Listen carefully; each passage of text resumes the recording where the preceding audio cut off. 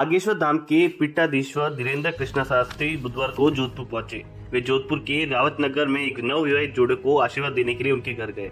Airport पर उन्होंने महाकुंभ के महत्व पर बात करने के साथ ही कुंभ में वायरल हो रही वीडियो पर भी चर्चा की।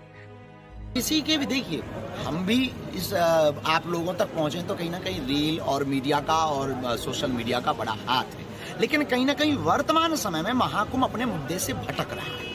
उनके प्रति हमारी संवेदना है, चाहे वो कोई भी बहन हो या कोई भी बाबा जी के बारे में चर्चा हो। महाकुंभ इस बात के लिए लगाया गया कि हमारी संस्कृति का प्रचार हो, हमारे सनातन का प्रचार हो। और भी तो साधु संत हैं, केवल वही युक्तियों पर क्यों महाकुंभ की रील टिकी हुई है, वही बाबा पर क्यों टिकी हुई है। आज वहाँ रिसर्च का केंद्र है बहुत बड़ा।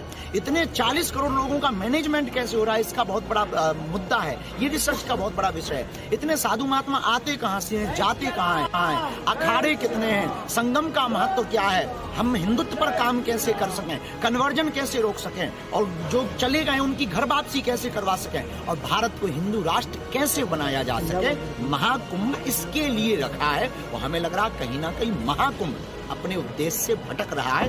रील में नहीं, रियल में जीना चाहिए। वहाँ और भी महापुरुष हैं, शंकराचार्य हैं, मठाधीश हैं, मठों के आचार्य हैं, तपस्वी हैं, योगी हैं, जपी हैं, तपी जी हैं। इसलिए हम कहते हैं कि जिंदगी में रील में नहीं, रियल में जीना चाहिए। इसलिए हमने कमेंट किया, पर उन बच्चियों पे कमेंट नहीं है, उन लोगों पे कमेंट नहीं। उनकी कोई गलती नहीं।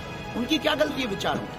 गलती उनकी है जो महाकुंभ के उद्देश्यों को भटका थैंक यू लगा लेते हैं। और हम उस सनातन परंपरा से आते हैं कि दोनों हाथ फैलाकर पूरी दुनिया का स्वागत कर रहे हैं कि वसुधैव कुटुंबकम, आइए आपका महाकुंभ में स्वागत। बाहर हमने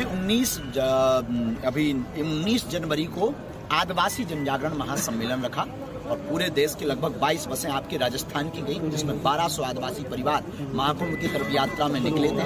बागेश्वर धाम पर उस आदिवासी जनजागरण सम्मेलन में सम्मिलित हुए। उसका उद्देश्य केवल इतना है, कन्वर्जन के लिए, धर्मांतरण के लिए सबसे सॉफ्ट टारगेट हमारे आदिवासी भाई परिवार हैं। वो प्रकृति मित्र हैं, वो प्रकृति के नजदीक हैं। जल जंगल जीवन ही उनका सर्वोपरि है।